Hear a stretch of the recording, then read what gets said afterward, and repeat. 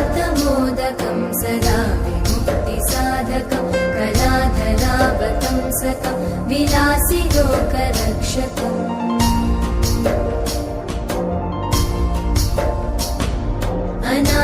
अनायकैकनायकं विनाशिते भदैत्यकं नताशुभाशुनाशकं नमामि तं विनायकम्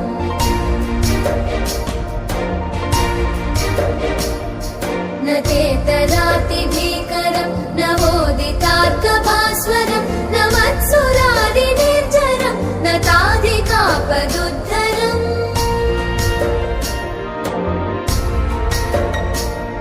सुरेश्वरं निधीश्वरं गजेश्वरं गणेश्वरं महेश्वरं तमाश्रये परात्परं निरन्तरम्